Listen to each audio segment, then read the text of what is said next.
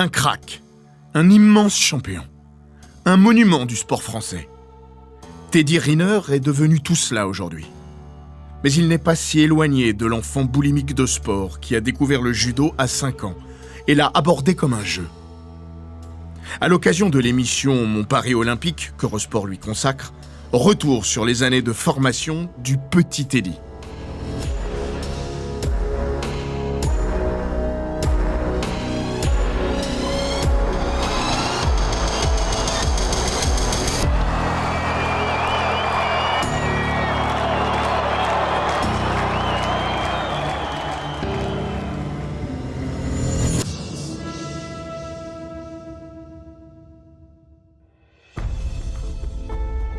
Bienvenue dans Les Grands Récits, le podcast d'Eurosport qui vous plonge dans la folle histoire du sport, entre pages de légendes, souvenirs enfouis et histoires méconnues.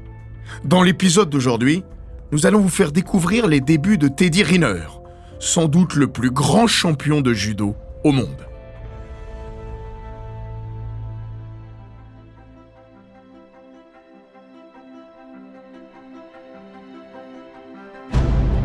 Chaque fois que les Bleus posent leur guêtre au Stade de France, le rituel est le même. L'appartement familial situé rue de Courcelles, au nord-ouest de la capitale, offre une vue imprenable sur le périphérique parisien. Depuis leur camp de base, les Bleus passent systématiquement par là pour rejoindre Saint-Denis. Alors, il guette, il attend, il trépigne, puis il voit le car passer. Sa façon à lui de vivre cette Coupe du Monde de l'intérieur. Il raconte. À la télé, on voyait les Bleus partir de Clairefontaine. Moi, je les ai vus passer avec les motards, l'escorte. Été 1998. Teddy Riner a 9 ans. Et comme l'immense majorité de la population française, particulièrement dans sa catégorie d'âge, il croque dans ce mondial à pleines dents. Mais chez lui, l'écho résonnera un peu plus fortement que chez d'autres. Un quart de siècle plus tard, il définit ces quelques semaines comme fondatrices, à double titre. C'est la naissance de son désir de la compétition et de sa perpétuelle quête d'une émotion propre au sport. Le triple champion olympique nous confie. Moi, je me suis imprégné de ces joueurs pour devenir ce que je suis. La première fois que j'ai rencontré Thierry Henry, Lilian Thuram, Emmanuel Petit, j'étais comme un enfant. Ils ont fait briller, ils ont fait naître en moi des choses qui sont très difficiles à expliquer. Avoir envie de pousser les murs, les barrières et de se dire « moi aussi, je peux faire quelque chose ». Donc ouais, beaucoup de respect pour eux, je leur dis merci tous les jours. Si les Bleus de Aimé Jacquet ont servi de détonateur, il y a pourtant fort à parier que d'une manière ou d'une autre, le jeune Teddy aurait embrassé durablement la matière sportive. En 2012, dans sa biographie, il écrivait « Je suis fait pour le sport. Ça correspond à mon physique, à mon dynamisme, à mon sens de la compétition. » Se dépasser, toujours. Athlète né, dans le corps et dans l'esprit, il saura faire fructifier ce don de la nature que constitue son capital physique. Dans ce domaine, il a toujours été hors norme, avant même d'apparaître. Chez les Riner, on est grand. Moïse, son papa, affiche 1,89 m sous la toise. Son grand frère, Moïse Junior, culminera à l'âge adulte à 196 cm. Mais Teddy, c'est encore autre chose. Dès le ventre de sa mère, il prend des proportions bien différentes de celles de son aîné. Marie-Pierre a cette fois le ventre qui gonfle, au point d'être convaincue d'une grossesse multiple. Sa propre mère avait eu des jumeaux, puis des triplés. Mais non, Teddy, prénom choisi par son frère en référence à son ours en peluche, Teddy est bien seul. Une fois sorti, sa croissance sera vite exponentielle. Il est grand et il est costaud. Sa taille finit par devenir un élément indissociable de son identité. Il se définit d'abord par cet aspect visuel frappant, comme il l'évoquait dans son livre. Quand papa me présentait à quelqu'un, il disait toujours « Vous avez vu comme mon fils est grand ?» Ces dimensions de séquoia seront d'abord une croix à porter. À 2 ans et demi, au parc, ses parents doivent le retirer de l'aire des jeux. Il explique.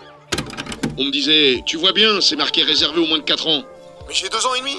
Peut-être, mais déjà la carrure d'un gosse de 5 ou 6 ans. Ma taille faisait peur aux autres parents, qui tenaient les leurs à distance.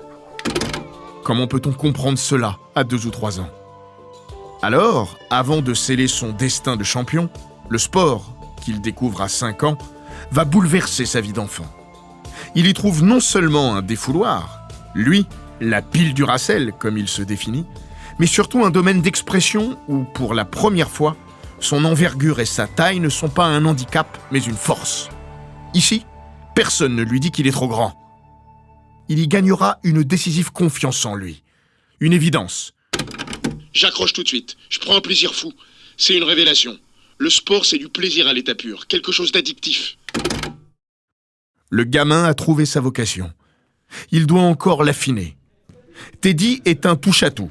Sport collectif, sport individuel, football, basket, natation, judo. Longtemps, il ne voudra pas choisir. Tout lui plaît. Le judo notamment. Il y fait une des rencontres les plus importantes de sa vie, en la personne d'Alain Perriot. J'étais jeune prof dans le 14e arrondissement de Paris. Il est arrivé avec papa, maman et le frérot. Donc je les ai accueillis. Teddy, sans me douter qu'il était plus jeune que les autres, mais déjà balèze. Il faisait la taille de son grand frère. Je l'ai mis dans le groupe des grands. J'avais un groupe des petits et un groupe de grands. À ce moment-là, petite structure. Et le fait est, il avait besoin de bouger, donc ça s'est très bien passé. A-t-il perçu instantanément son effarant potentiel ? Il pourrait le clamer pour se mettre en avant, mais ce n'est pas le genre de la maison. Perriot, avec l'humilité de sa noblesse toute simple, raconte: Ce qui peut se passer, c'est qu'on voit l'enfant qui bouge, l'enfant qui se meut correctement, qui acquiert pas mal les techniques, qui sait mettre un pied devant l'autre. Mais de là à imaginer que ça va devenir un champion du monde, un champion olympique, moi, petit prof de quartier, non, c'est pas possible, ce serait mentir. Teddy serait-il devenu Riner s'il n'avait pas croisé Alain Perriot ? Peut-être. Le coach lui-même en est convaincu. Humble toujours. En 2012, dans les colonnes du quotidien Le Monde, il assurait: Attendez, je suis qu'un prof de judo qui a eu pour élève le champion olympique. Ça m'est tombé dessus, mais ça aurait pu arriver à n'importe quel autre professeur. À l'écouter, comme les Bleus de 98, il n'aurait été qu'un déclencheur en forme de hasard. Ce fut lui, ça aurait pu être un autre. Vous n'êtes pas obligé de le croire. Car ces deux-là se sont bien trouvés, comme une évidence. Et l'épanouissement du gaillard a été grandement facilité par les qualités d'Alain Perriot et sa palpable humanité. Quand Eurosport les a réunis pour préparer l'épisode de l'émission Mon Paris Olympique, diffusée le 21 décembre 2022, leur complicité sautait aux yeux. Dans les leurs, la même malice pétillante. Entre eux, un lien indéfectible qui s'est prolongé jusqu'à aujourd'hui, bien au-delà des 10 années de collaboration dans les dojos, jusqu'aux 16 ans de Teddy, puisque Perriot a formé Riner et l'a hissé aux portes du très haut niveau. Après, c'est à lui de jouer. C'est une histoire de judo entre professeurs et élèves, mais aussi et surtout un rapport humain. Le coach sourit. Je suis le tonton métropole, moi. C'est vrai, c'est un de mes enfants. Moi, je suis assez paternaliste. Mon club, c'est mon bébé. C'est le club où j'ai commencé, le club où j'ai amené Teddy. Pour moi, le judo, c'est une famille. Et mes élèves, ce sont mes enfants, quoi. Donc Teddy fait partie de mes enfants. Le champion confirme. Je lui dois beaucoup à ce monsieur. Je dis monsieur, c'est comme un père. Tout en restant à sa place, il est un prolongement de la figure paternelle pour l'aspect éducatif et de celle du grand frère pour la déconne. Teddy parle à son sujet d'un grand entraîneur, bien plus qu'un simple professeur. Il le renforce dans son amour du judo, même s'il n'est encore que partiel. Riner avoue, en parlant de son frère et lui: Le début du cours nous barbait. Alain nous y apprenait les techniques, sauf que nous deux, on est là pour combattre et pour se dépenser, pas pour rester assis sur un tapis. Ce sera un des apports majeurs d'Alain Perriot. D'un gamin qui fait du judo, il va en faire un judoka. Riner rapporte: Alain ne crie jamais. Il réprimande au besoin et fixe un cadre à ce môme attachant mais un brin indiscipliné. Il est plus main de velours que gant de fer, même s'il use des deux, toujours subtil, pour titiller son gentil géant. Quitte à utiliser le plus illustre des complices. Comme ce jour où, à 12 ans, Teddy doit recevoir au PSG Judo qu'il a rejoint avec son prof, sa ceinture verte des mains de David Douillet, sacré champion olympique pour la 2e fois, quelques mois plus tôt. Mais Pierrot a un plan. Jugeant son poulain trop dissipé et pas suffisamment investi, il veut lui faire passer un message. Il glisse à l'oreille de Douillet. « Je crois qu'il comprendra encore mieux si ça vient de toi. » Alors, le meilleur poids lourd de la planète remet au jeune Riner une ceinture verte-orange. Le professeur se justifie auprès de son disciple, vexé comme un pou. « Il ne tient qu'à toi de passer ceinture verte dans 2, 3 ou 6 mois. Techniquement, tu le mérites, mais niveau discipline, tu sors un peu trop du cadre. Donc à un moment donné, c'est mon rôle de marquer le coup. » Avec lui, même les sanctions se veulent bienveillantes. Lorsqu'il se remémore cette scène aujourd'hui, sa portée symbolique ne lui échappe pas, avec une légende établie et une autre qui le deviendra, allant même jusqu'à le surpasser. Il y a des rencontres qui font bizarre quand on revoit les photos. Sportivement parlant, il le perce et le comprend. Il me fixe des limites, c'est ce qu'il me faut à moi. Mais il m'aide aussi à m'approprier mon corps, à être à l'aise, à bouger, à rester fluide. Il a entre autres l'idée géniale de tirer parti de mes origines guadeloupéennes. Il me dira un jour... Tu sais, le judo est une sorte de danse pour les costauds. Alors bouge, petit, danse. Il me donne de très bons conseils, mais surtout, il me cerne et sait comment me faire aimer le judo. C'est un sport qui demande technique et discipline, mais qui, me répète-t-il, permet de prendre beaucoup de plaisir. Et moi, je carbure au plaisir. Mais à l'entrée de l'adolescence, il n'a toujours pas choisi dans quelle discipline il doit s'ancrer. À 13 ans, il hésite encore parce que ses dons sont multiples. Structure de haut niveau pour le judo, détection pour tenter d'intégrer un centre de formation dans un club de foot, sélection en basket. Un mercredi après-midi, Riner passe un test à la section basket de Levallois. Il tape dans l'œil. À l'issue de la séance, des membres du club lui confient être intéressés par son profil. Dans la foulée, il part à son entraînement de judo, raconte à ses potes l'hypothèse basket. Il est euphorique. Alain Perriot l'entend. Alors il va lui parler. Teddy, faut que je te parle. Donc je lui ai dit, je te demande pas la réponse tout de suite, mais quoi qu'il arrive, quel que soit le sport que tu vas faire, tu peux performer. Il avait 13 ans. Il avait 13 ans, donc il était en devenir, mais... Et je lui ai dit, si tu choisis judo, je sais que tu peux faire quelque chose. Là encore, un tilt dans sa tête. Teddy marche au déclic. Dans son autobiographie, il s'attarde sur cette journée et cet échange avec son entraîneur. Je regrette, je voudrais pouvoir encore tout faire, mais je sais qu'il a raison. Et comme à chaque fois, j'ai besoin de me débarrasser du problème le plus vite possible. Donc je passe tout le cours à réfléchir, à peser le pour et le contre. Alain Perriot se souvient. Et à la fin de la séance, il est venu me voir et il m'a dit, c'est judo. Son choix s'est opéré sur 2 critères. L'un tient à la nature de cette discipline, l'autre à son esprit. Riner veut être maître de A à Z de ses actes, ses victoires et ses échecs. Même s'il aime le partage et la vie de groupe, il est fait pour un sport individuel. Puis il aime l'essence même de son art martial. Il insiste. Le code moral du judo, c'est pas du baratin. Ce sont des valeurs qu'on répète aux pupilles et qui deviennent un vrai accompagnement. Ma décision a été d'autant plus facile à prendre que je sais que mes parents sont d'accord avec moi. Ils n'ont jamais fait de judo, mais ils aiment son code moral, qui est le même que le leur. C'est donc décidé. Ce sera le judo. Dans 5 ans, il sera champion du monde. Perriot reprend. Et à partir de là, il y a eu quand même un effet boule de neige dans sa tête, un effet de sériosité, on va dire, qui a fait qu'il s'est mis vraiment dans la peau du performeur en judo. Il a su s'entourer, après l'homme qu'il est maintenant, sait s'entourer. C'est pas seulement une grosse machine physique, c'est pas un bonnet, c'est une vraie tête sur un vrai corps d'athlète, quoi. Là encore, le professeur se tient beaucoup trop en retrait. Il a su s'entourer ? Oui. Ou plutôt, son entraîneur a su l'entourer. Le Teddy, je l'ai emmené jusqu'au championnat de France cadet. Il fait champion de France cadet première année. Et les années suivantes, je l'ai confié à mon ami Sergio, qui s'en est occupé très bien. Marie-Pierre et Moïse, les parents de Teddy, m'ont fait confiance sur cette collaboration qui débutait avec Serge. Et je pense que c'était une très bonne chose pour Teddy. Son unique fierté se niche ici. Teddy me fait encore confiance aujourd'hui. C'est que j'ai essayé de ne pas me tromper en le confiant à quelqu'un de compétent. De cette longue relation, Riner conserve en particulier un souvenir qui en dit long sur le respect qu'il voue à Alain Perriot. À l'entraînement, il combat régulièrement avec son coach. Dès son plus jeune âge, avec le rêve d'abord utopique, puis réalisable, de le mettre au tapis. Teddy relate: Dès qu'il y avait les randories c'est des combats, j'allais toujours vers le meilleur. C'était lui, sur le tapis, c'était le professeur. Alors j'en prenais à droite, à gauche, à droite. Puis un jour, il parvient à ses fins. Une forme de consécration, au goût pourtant amer. Vers l'âge de 12-13 ans, j'ai réussi à lui mettre la première.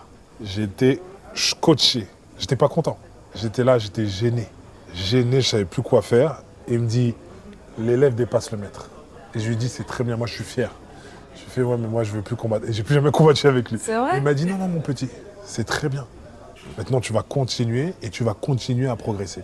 Mais quand je me souviens, ce sentiment de... Toute ma vie, je voulais le faire tomber. Et le jour où c'est arrivé, j'étais gêné.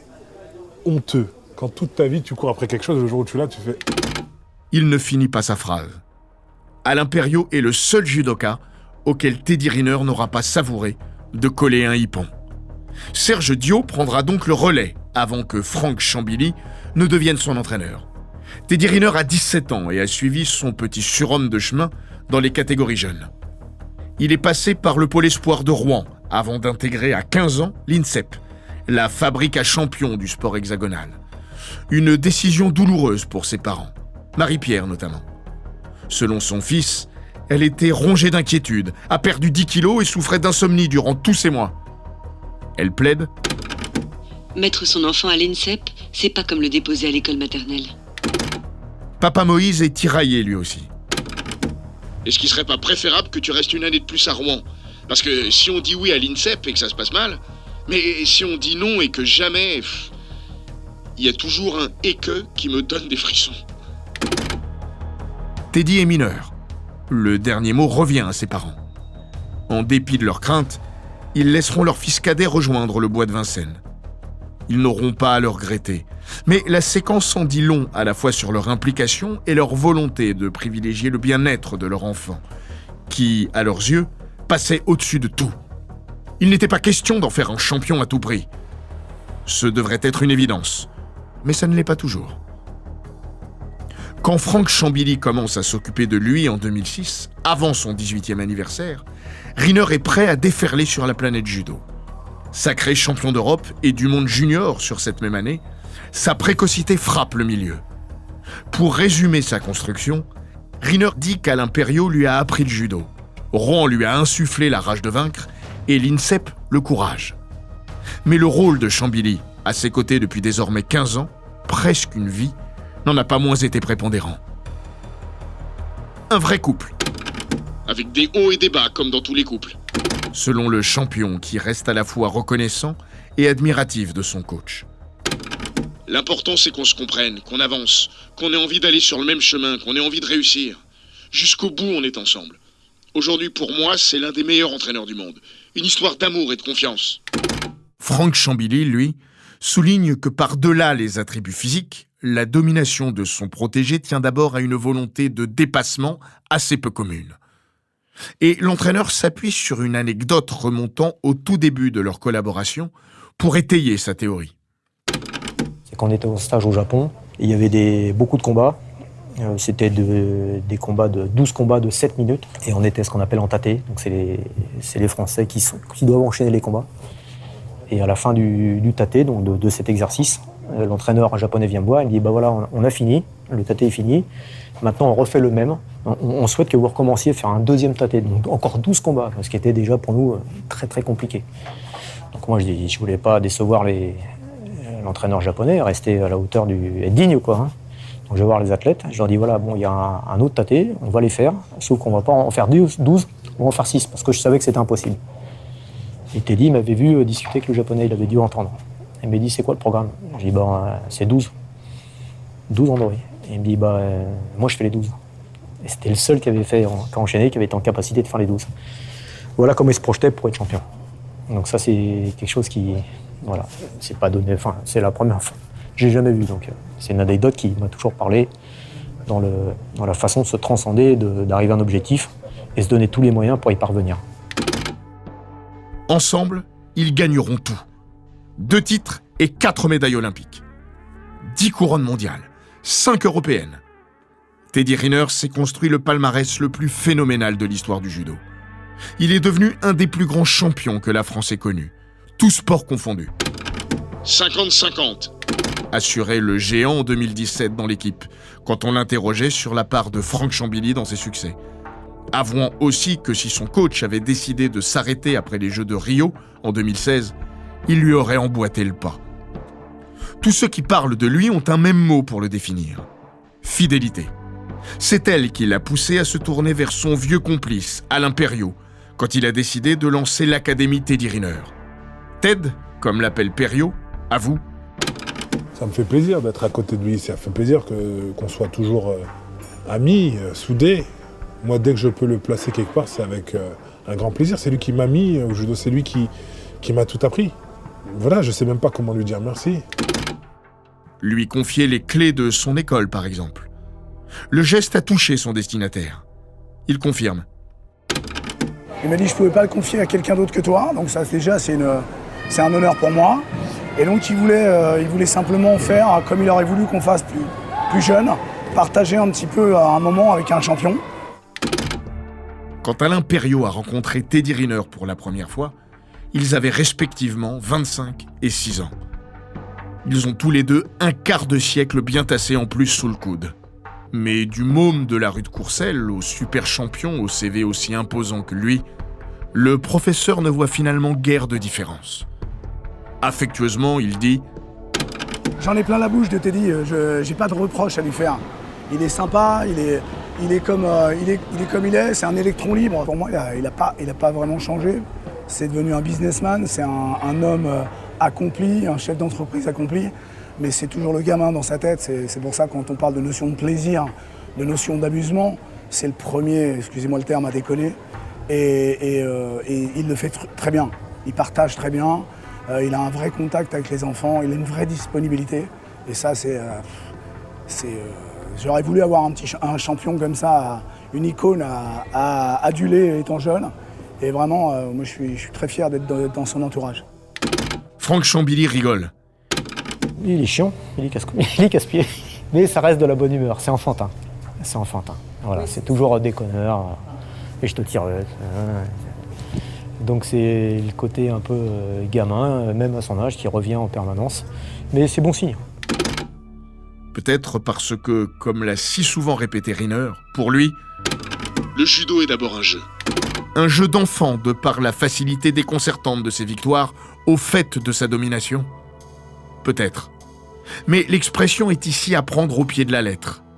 Teddy Riner a commencé le judo enfant et ne s'est jamais départi de son regard de gamin. Un des secrets de sa longévité. Pour un peu, il pourrait aujourd'hui se guetter lui-même à la fenêtre de l'appartement familial. À lui seul, il est devenu les Bleus de 98.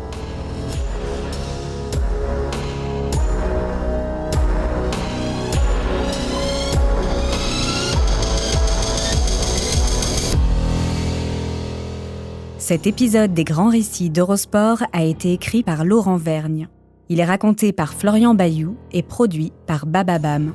N'hésitez pas à vous abonner, commenter, partager et noter ce podcast sur Apple Podcast, Google Podcast, Castbox, Spotify, Deezer et toutes les plateformes audio.